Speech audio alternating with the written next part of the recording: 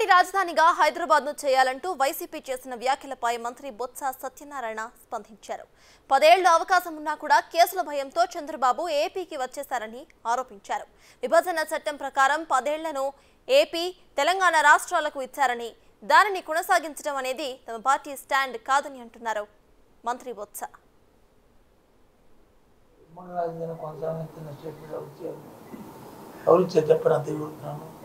పది సంవత్సరాలు ఉమ్మడి రాజధాని 10 సంవత్సరాలు ఉమ్మడి రాజధాని 10 సంవత్సరాలు అర్ధరాత్రి వచ్చి పరిగెట్టి ఓటుకు నోటు కేసులను వచ్చి అక్కడ వదిలేసి కట్టుబాటుతో ఇంటికి వచ్చేసాము.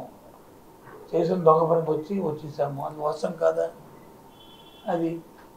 దానికి మళ్ళీ సుబ్బారెడ్డి గారు ఏం చెప్పారో, ఆయన ఏమన్నారో ఒకసారి పరిశీలించుకుంటే తెలుస్తుంది.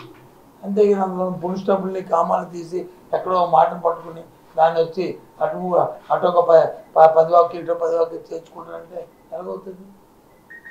నోనో, నిజంగా మీరు వచ్చి ఆ మాట కానీ మీరు ఈ ప్రతిపక్షాల మాట నేను తీవ్రంగా ఖండిస్తున్నాను. ఎవరైనా ఆలోచన ఉన్న వాళ్ళు ఎవరైనా మళ్ళీ ఉమ్మడి రాజధాని కొనసాగించాలని అడుగుతారండి? అంత సుబ్బారెడ్డి గారు కానీ మాకు కానీ అంత ఆలోచన లేదండి. ఇవాళ కొత్తగా రాజకీయాలకు వచ్చాము మేము ఆడడానికి. చెప్పండి.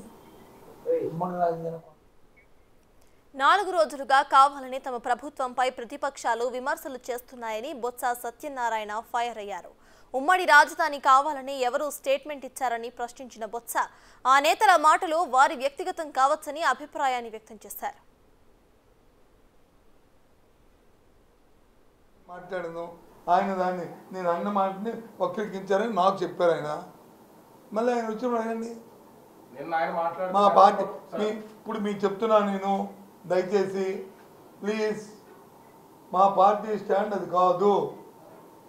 మా పార్టీ ఆలోచన విభజన చట్టంలో ఏ అంశాలు అయితే ఫుల్ఫిల్ అవ్వకుండా ఇంకా ఉన్నాయో వాటిని మేము సాధించుకోవడమే మా కొత్తగా ఎన్నికవుతున్న రాజ్యసభ మెంబర్లు కానీ మా ప్రభుత్వం తాలూకా విధి, మా నిర్ణయం, మా బాధ్యత. అది పార్టీ నిర్ణయం.